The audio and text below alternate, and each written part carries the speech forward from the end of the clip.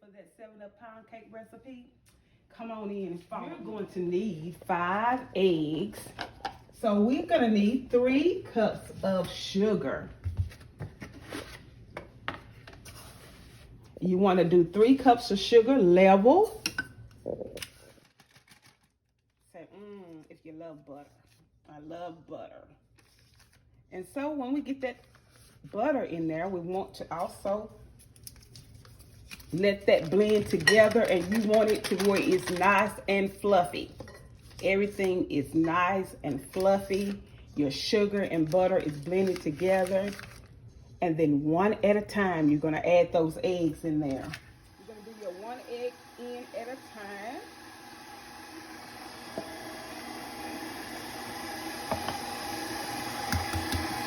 Make sure your eggs are room temperature. You don't want to use anything cold. Make sure your butter is room temperature.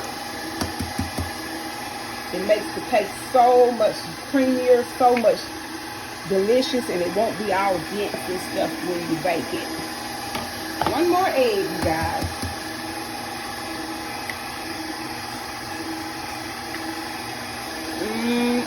Yummy. Doesn't that look good? Doesn't it look absolutely good? Already looks good. Now I'm going to turn my mixer off, and I'm going to lift my handle up, and then I'm going to scrape the sides of my bowl to make sure that we get all that in blended well good together. That's what we want right there. It to be blended, all that butter and all that goodness to blend right in. Okay, let that back down, and we're gonna let that blend some more there.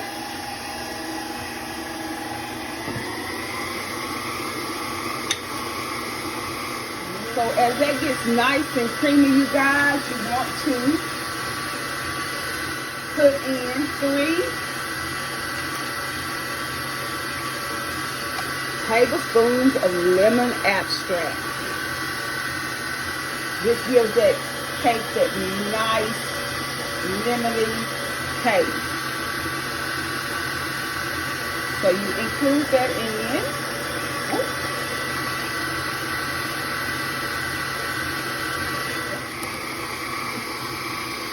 And then we got our lemon extract in there. You want to put in 3 cups of all-purpose flour, and you want that level as well. 3 cups of all-purpose flour level, and you sprinkle it in just a little at a time. If you can remember, this cake only calls for 6 ingredients. Just remember what those 6 ingredients are, and you got it going on in your measurements. Let that well blend. Remember to clean up after yourself. It makes it a whole lot easier when you do. Now you will need 7-Up. Is this a 7-Up cake, you guys? You're going to need some 7-Up. And you're going to need 3/4 cups of 7-Up. So you're going to need 3 of these. Or you can do almost a cupful and you'll have your 3/4 cups as well. So you pour it really slowly.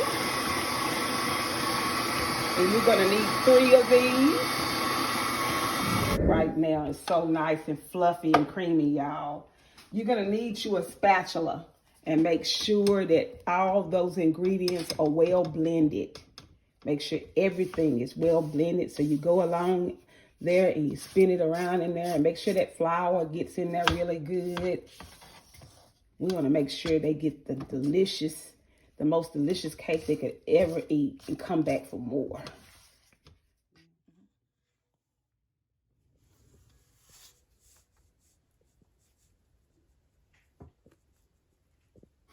You're going to bake it at 325 for 1 hour and 30 minutes.